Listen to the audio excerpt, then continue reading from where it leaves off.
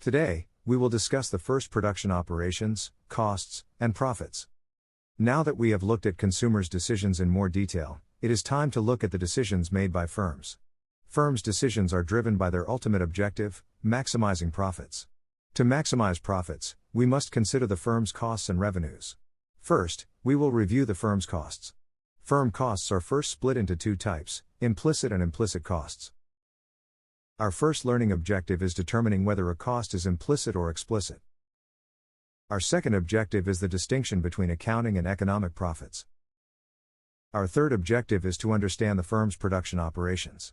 We will distinguish between short-run and long-run, fixed and variable inputs, and total, average, and marginal products. Our fourth objective is understanding the firm's short-run costs and how they relate to inputs and outputs. Finally, we will review the long-run costs and the concepts of economies of scale, constant returns to scale, and diseconomies of scale. Opportunity costs. Economists define all costs as opportunity costs. We defined an opportunity cost as the value of the next best alternative foregone. While it is easy to assess the explicit costs, sometimes, some resources are used by the firm, but no payments are made in exchange for them. It is, therefore, important to consider the opportunity costs of these resources since they could have been used for other activities. We call these costs implicit, or indirect, costs. Implicit costs. We define implicit costs as the cost of resources for which the firm made no monetary payment. Typically, these are the firm's or the entrepreneur's own resources. Example of implicit costs includes the foregone rent, when an entrepreneur runs their business out of their garage, the cost of previously owned tools and equipment used to operate the business, or the use of one's savings to start a business, foregoing interest income that could be collected on the said savings. Explicit costs. An explicit cost is the cost of a resource for which the firm makes a monetary payment. Recall that resources are factors of production, land, labor, capital, and entrepreneurial ability. For example, the firm's salaries, wages, raw materials, and supplies are all explicit, or direct.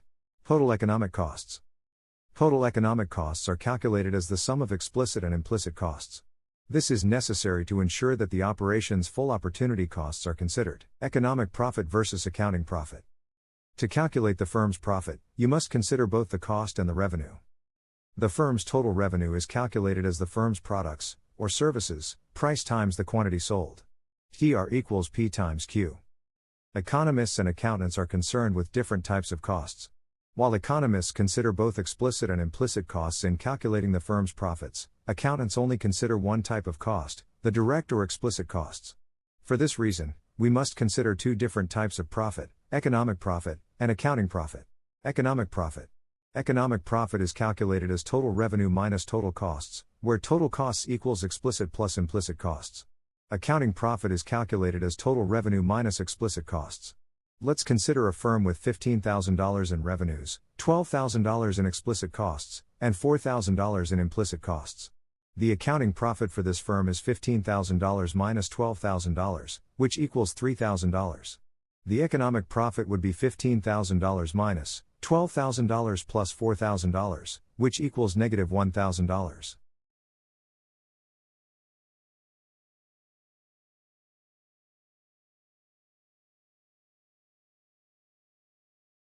Review of the firm's production.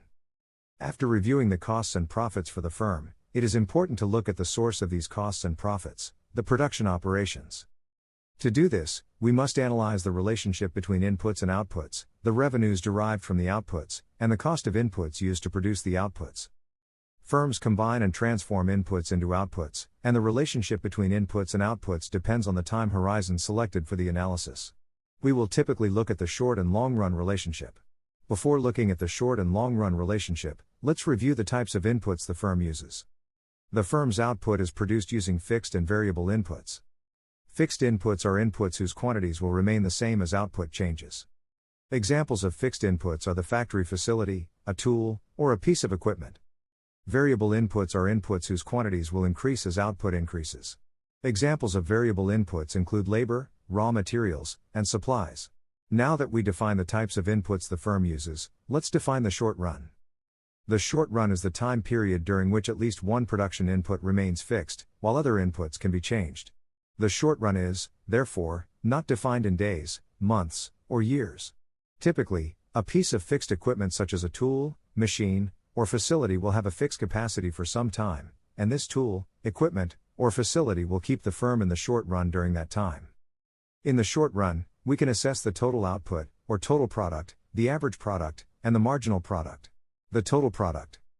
The total product is the total amount of output produced by the firm, with a given amount of resources. The total product is the total output of the firm. The capacity of the fixed input imposes a constraint on this amount. The average product, A.P. The average product, A.P., is the average amount of output produced by each unit of variable input during a certain period. It is calculated as the total product divided by the total quantity of the variable input, typically, the quantity of labor. The average product is often considered a measure of productivity.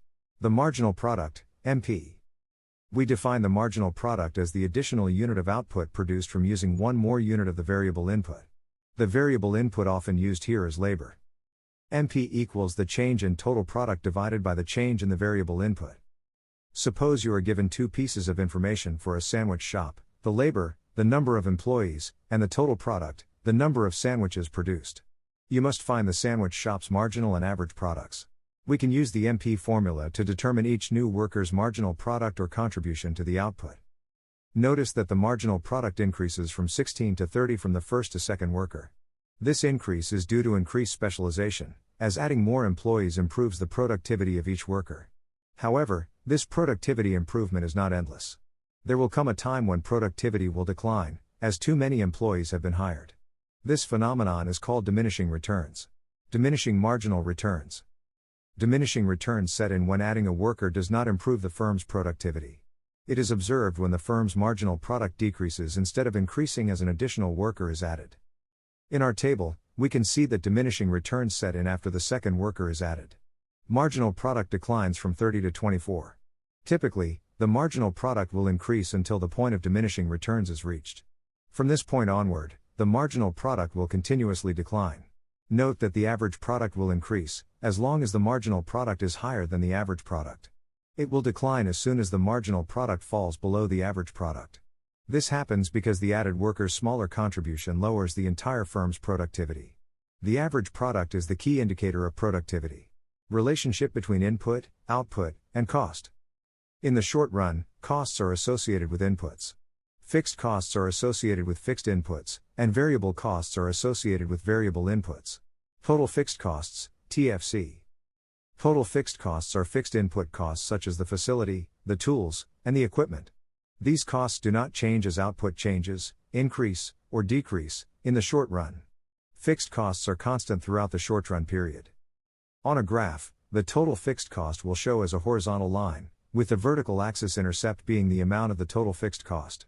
Total variable costs, TVC. Total variable costs are the costs of variable inputs such as labor, raw materials, and supplies.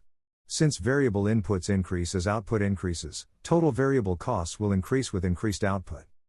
On the short-run graph, the total variable cost curve will be upsloping from the origin, to show the positive relationship with the produced output. Total costs. Total costs are the sum of total fixed and total variable costs. Total costs equals total fixed costs plus total variable costs. Graphically, the total costs curve is upsloping, similar, and parallel to the total variable costs curve. Average costs. Now let's review the following: the total variable cost, the average fixed cost, the average variable cost, and the marginal cost. The average fixed cost. The average fixed cost is calculated as the total fixed cost divided by the quantity of output produced. AFC equals TFC divided by Q. Graphically, the average fixed cost, AFC, shows as an L-shaped curve, starting with the total amount of fixed cost, and continually decreasing as output rises. The average variable cost. The average variable cost, AVC, is calculated as the total variable cost divided by the quantity of output produced. Graphically, the average variable cost AVC shows as a U-shaped curve below the ATC. The ATC curve is the sum of both the AFC and AVC. The average total cost. The average total cost ATC is calculated as the total cost divided by the quantity produced. ATC equals TC divided by Q, or ATC equals AFC plus AVC. Graphically, the average total cost ATC shows as a U-shaped curve, starting high, declining to a minimum, and then, rising from there. The minimum total cost represents the minimum cost per unit the firm can achieve in the short run. The average total cost ATC is the cost per unit produced. The marginal cost. The marginal cost MC is the cost attributed to producing an additional output unit. The marginal cost is calculated as the change in total cost divided by the change in quantity produced. The marginal cost can also be calculated as the change in total variable cost divided by change in quantity, because total costs equals total fixed costs plus total variable cost, with total fixed costs being a constant. Graphically, the marginal cost has the shape of a hockey stick. Relationship between marginal and average values. Marginal values drive average values. When marginal values are higher than average values tend to rise. When marginal values are lower than average values tend to fall. Graphically, you can see the marginal cost splitting the ATC and AVC. The point of split for both curves is their minimum. On the left side of the intersections, you can see both the AVC and the ATC declining, while on the right side, you can see them rising. The long-run cost curve. The long run for a firm is defined as a period long enough for all inputs to vary. This means all inputs are considered variable in the long run. As such, the distinction between fixed and variable costs no longer matters. As a result, in the long run, the total cost curve is the only relevant cost curve. Recall that total cost is the sum of the total fixed and total variable costs. If all costs are variable, the long run will represent situations where the firm changes its production capacity, increasing or decreasing it. To show this, we overlay many short-run average total cost curves, ATC, on the same graph, as the firm goes through different production capacities. The long-run average total cost curve. The long-run average total cost curve is the envelope curve, which connects the different ATCs superimposed on the same graph, through their respective minimum. Economies of scale, constant returns to scale, diseconomies of scale. Once the long-run average total cost LRAC is constructed, we can determine when the firm experiences economies of scale, constant returns to scale, and diseconomies of scale. Economies of scale. A firm experiences economies of scale when increasing output helps reduce the cost per unit produced. Economies of scale refer to the portion of the LRAC on the left, where the curve slopes downward. It shows that the long-run average total cost decreases as production increases. Economies of scale are a benefit of expanding to escape diminishing returns through mass production. Constant returns to scale. A firm experiences constant returns to scale when the per unit cost of production remains unchanged as more output is produced. The constant return to scale refers to the horizontal portion of the LRAC, where the curve is flat. It shows that the long-run average total cost is constant as production increases. Diseconomies of scale. A firm experiences diseconomies of scale when increasing output causes the cost per unit produced to rise. Diseconomies of scale refer to the portion of the LRAC on the right, where the curve slopes upward. It shows that the long-run average total cost increases as production increases. This is typically caused by inefficiencies that expansion brings to the firm, including added layers of management and increased bureaucracy. Summary. We first reviewed the firm's costs. Firm costs are split into two types, explicit and implicit costs. Second, we made the distinction between accounting and economic profits. Third, we reviewed the firm's production operations. We distinguished between short-run and long-run, fixed and variable inputs, and total, average, and marginal products. Fourth, we reviewed the firm's short-run costs and related them to inputs and outputs. Finally, we reviewed the long-run costs and the concepts of economies of scale, constant returns to scale, and diseconomies of scale. Thank you for following this lecture.